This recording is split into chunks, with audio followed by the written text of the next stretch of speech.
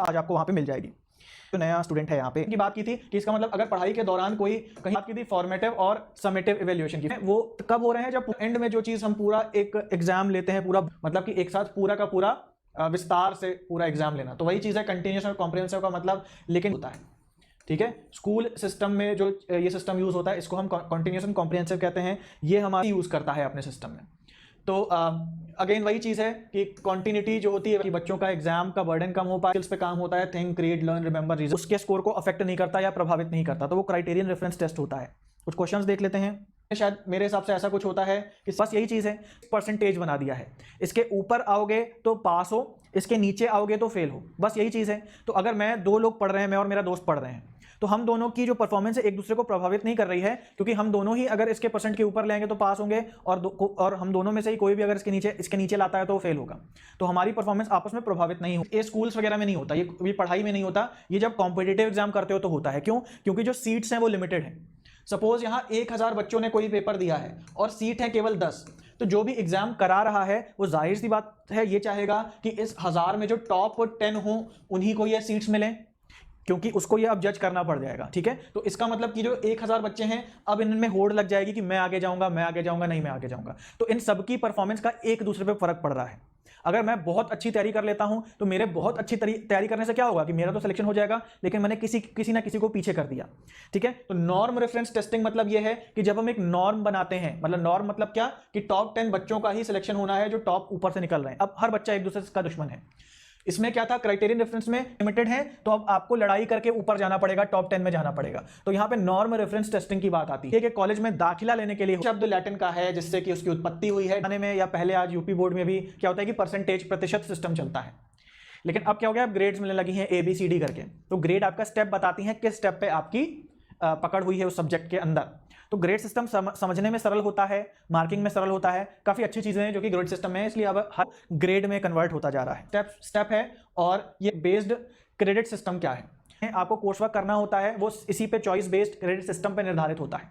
मतलब इसका क्या है, आपके सामने कई कोर्स वर्क के ऑप्शंस हैं और ये आपकी चॉइस है कि आप इसमें से कौन सा कोर्स वर्क चुनते हैं जो कि आपके इंटरेस्ट का हो, जो कि आपका गाइड कह रहा है। अपने गाइड की सहमति से आप कुछ ही कोर्स वर्क चुनते हैं। क्यों कुछ ही चुनते हैं? क्योंकि आपको सारे नहीं करने होते। सारे क्यों नहीं करने होते? क्योंकि हर कोर्स को जो आप करते हो आपको निश्चित क्रेडिट मिलते हैं। जैसे वीडियो गेम खेलते हो तो पॉइंट्स मिलते हैं ना, उसी तरीके से क्रेडिट मतलब होता है पॉइंट्स मिलते हैं। तो निश्चित पॉइंट्स आपको कमाने होते हैं, अर्न करने होते हैं, निश्चित आपको क्रेडिट्स अर्न करने होते हैं, जिसको हम रिसर्च की भाषा में कहते हैं, PhD में कहते हैं कोर्स वर्क के अंदर। तो सारे कोर्सेज आपको नहीं करने, चाहो तो आप सक्सेसफुली कर लेते हो तो आपका कोर्स वर्क कंप्लीट माना जाता है। देन आप आगे पायलट स्टडी और आपका जो भी एब्स्ट्रैक्ट वगैरह लिखना स्टार्ट कर सकते हो, अपनी रिसर्च हो। तो यही चीज आप सबको पता है। इसी में एक टेस्ट आता है प्रोग्नोस्टिक, कि जब भी आप एक सर्वे जिसको कहते हैं ना, सर्वे फ्यूचर आउटकम का पता लगाने के लिए टेस्ट कहते हैं। ठीक है, तो एंटीसिपेट जब आप पोटेंशियल का पता लगाना चाहते हो, जैसे हमारा ये जो है एनटीए का हमारा जो क्या है, एक टाइप का एप्टीट्यूड टेस्ट है। एसएससी बैंकिंग के जो टेस्ट होते हैं कैसे होते हैं, एक टाइप के एप्टीट्यूड टेस्ट होते हैं कि जो काम आप करने जा रहे हो, जो अगर आप असिस्टेंट पर काम करने जा रहे हो तो वो पोटेंशियल आपके अंदर है या नहीं है। तो उसके बाद जो टेस्ट होता है ये पता करने के लिए कि कितना अचीव किया आपने, कितना आपको मिला उस कोर्स से, इसके लिए अचीवमेंट टेस्ट। तो क्या होता है, जो कि जनरल एबिलिटी जो है एक पर्सन की एट अ गिवन टाइम, मतलब कि कोई काम करने में आप कितने अच्छे हैं। सपोज कोई फैक्ट्री है, फैक्ट्री में एनसी टेस्ट हो सकता है कि कुशलता कितनी है उनकी, तो प्रोफिशिएंसी टेस्ट होगा उसका। रेगुलरली काम करते हो, एक परफॉर्मेंस की बात करो तो जैसे आप डेली पढ़ते हो, मैक्सिमम जब वो मेन घड़ी आती है तो आप देखते हो कि एग्जाम से पहले आप अपना 100% देते हो पढ़ने पे, और एग्जाम जितना दूर होता है उतना आप के लिए आप लोग स्टूडेंट हैं।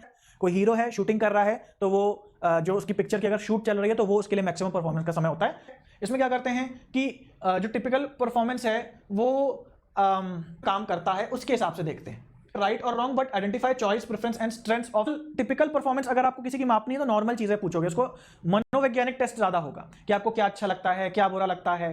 परफॉर्मेंस का टेस्ट है, कोर आपका उसमें चीजें पूछी जा रही हैं। ठीक है, तो नेट का पेपर है, बैंकिंग का पेपर है, एसएससी का पेपर है, वो आपका मैक्सिमम परफॉर्मेंस करते हो, तो इसमें एक्टिवली अंडर होती है। ठीक है, समेटिव दोनों ही जो हैं वो आपके है। इस डिफिकल्टी को या प्रॉब्लम जिसको मैंने बोला प्रॉब्लम आ रही है उसको पता करने के लिए डायग्नोस्टिक टेस्ट ही करोगे। ठीक है, तो फॉर्मेटिव टेस्ट ये सब पढ़ाई को एनहेंस करते हैं, आपकी पढ़ाई अच्छी हो पाती है इन टेस्ट की वजह से, आप पढ़ते हो। लेकिन प्रॉब्लम है तो अगेन डायग्नोस्टिक टेस्ट। परफॉर्मेंस बात की कि आपकी जो एग्जाम होते हैं वो सारे परफॉर्मेंस डिफरेंस हमने बात करी थी, दो टर्म के बीच में इंटरेस्ट एंड एटीट्यूड इंक्लूड होता है। मतलब एप्टीट्यूड, आपकी टीचिंग एप्टीट्यूड, रिसर्च एप्टीट्यूड, कोई भी एंट्रेंस टेस्ट क्या करता है, आपकी मैक्सिमम परफॉर्मेंस देखता है कि इन 6 महीनों में जो पढ़ाई करी है कितना ज्यादा आपको पता। तो टिपिकल परफॉर्मेंस बेकार होगी, आपको मन लगता हो आपको नहीं लगता हो, मैक्सिमम तैयारी तो आप करते ही हो एग्जाम से पहले, वो तो मजबूरी है, लेकिन आपका इंटरेस्ट है कि नहीं, वो आपकी टिपिकल परफॉर्मेंस भी आपकी इंप्रूव है कि नहीं है वो बता देगा के लिए, वो सारी फॉर्मेटिव में आती हैं। ठीक है, ग्रेडिंग सिस्टम आपका एंड में होता है। इस सवाल से निकल के आया कि ग्रेडिंग सिस्टम जो है वो आपका समेटिव में आएगा, वो फॉर्मेटिव में नहीं आएगा, हमारा राइट आंसर हो जाएगा। ठीक है, तो आई होप ये स्टूडेंट परफॉर्मेंस यानी कि जो लर्निंग प्रॉब्लम्स आ रही हैं, इस समय क्या प्रॉब्लम आ रही है, उसको हमारा डायग्नोस्टिक से सेलेक्ट करने का सब्जेक्ट को मौका मिलता है और उसके हिसाब से वो अपने ही इंटरेस्ट के सब्जेक्ट्स को पढ़ पाता है, इसलिए स्टूडेंट सेंट्रिक है। School in which there are large, तो आई होप कि आपको बात समझ में आई होगी।